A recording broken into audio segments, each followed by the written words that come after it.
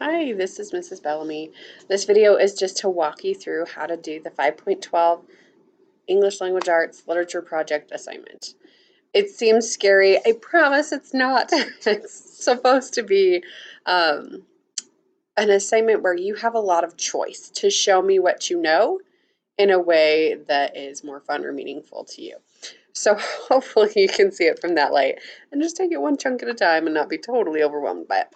Um, the fun thing is you get to choose what you read to an extent. There's two options. There's Our Town, which is a play by Thornton Wilder, or there's Ready Player One by Ernest Cline. So that's step one. Pick which one you're going to read if you haven't already, and then read it. Not too tricky, right? Pick one, read one. Um, just a caveat, Ready Player One does have some mature content, so if you choose to read that one, you're going to need to send in a parent permission form. You can find that form at the bottom of this assignment, or you can just have your parent email me and say, hey, my student's okay to read this book. Just wanted to give you the heads up that that's in there so you don't start reading and you're not totally shocked. So once you've picked it and then you read it, I want you to analyze your novel. Basically, you're going to complete one project for each of the 4 standards that are on this next page. Don't freak out. You're not doing 4 like super huge assignments. Each one really turns out to be about a half a page.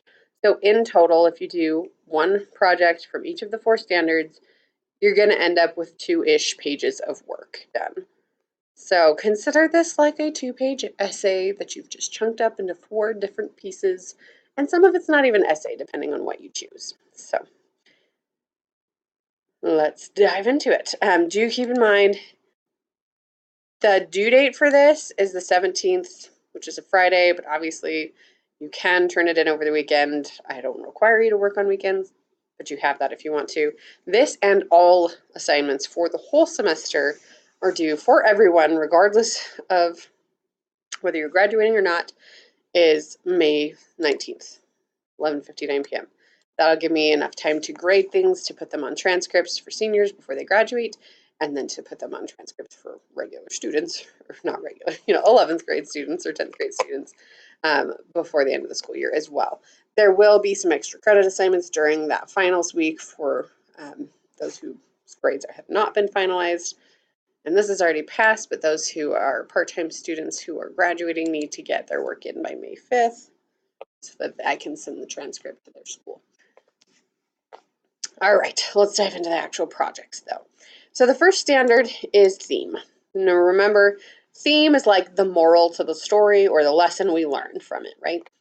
There's 2 options. You can either create a photo grid using the app on iTunes or Android that captures a major theme in the novel.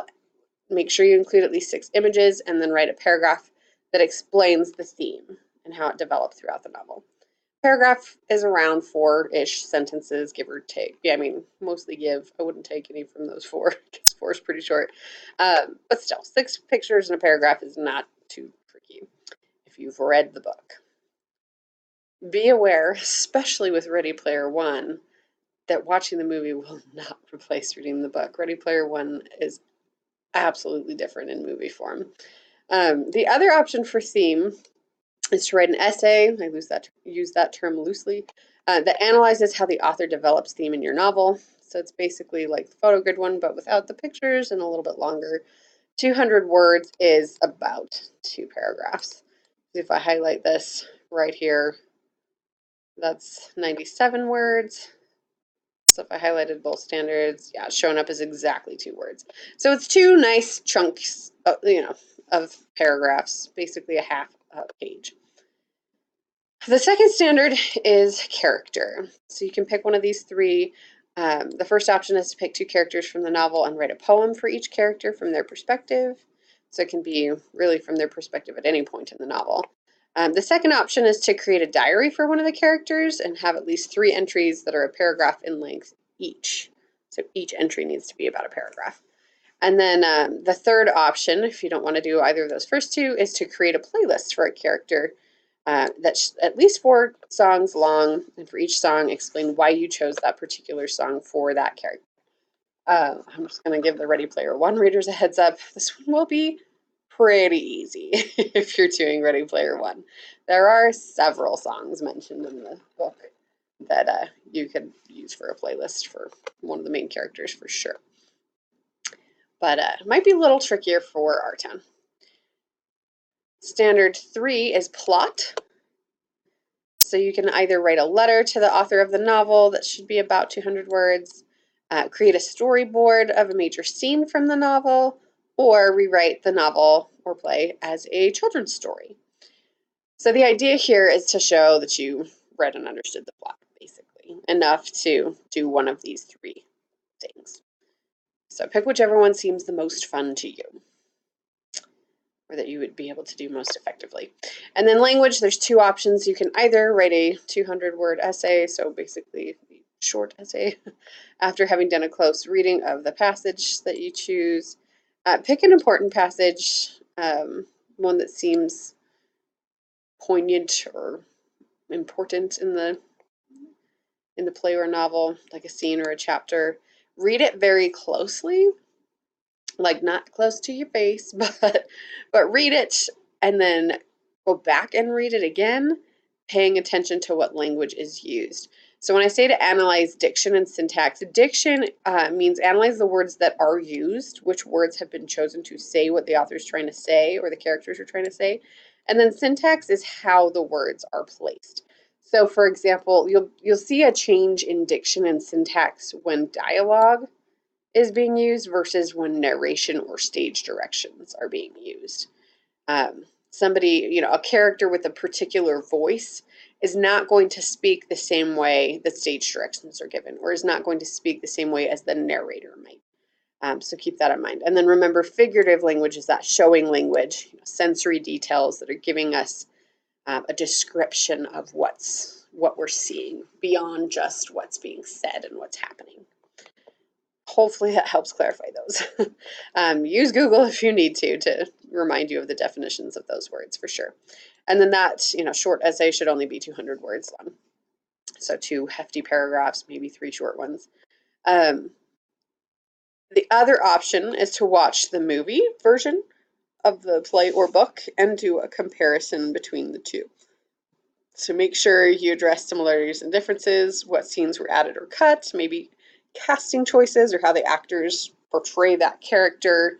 And again, pay attention to the language and the diction that's used, and the scenery, especially with our town.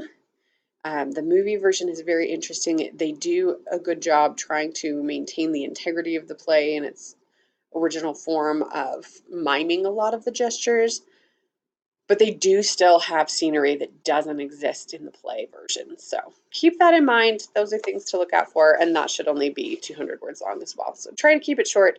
The idea here is to not overwhelm you guys or me, but also to give you an opportunity to say something important in a concise way. Sometimes keeping it as short as 200 words is almost harder than writing a full-length essay on something, because you have to use only the best words and say only the most important things in that short amount of time.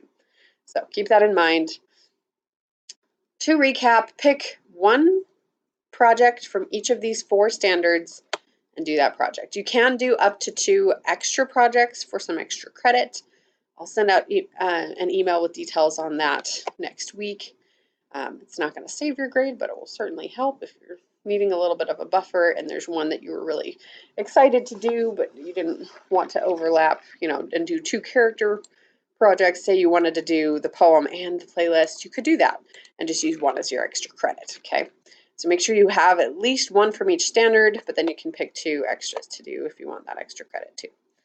Here's the parent permission form for those who want to read Ready Player One, just so you know where it is. And send any questions you have my way.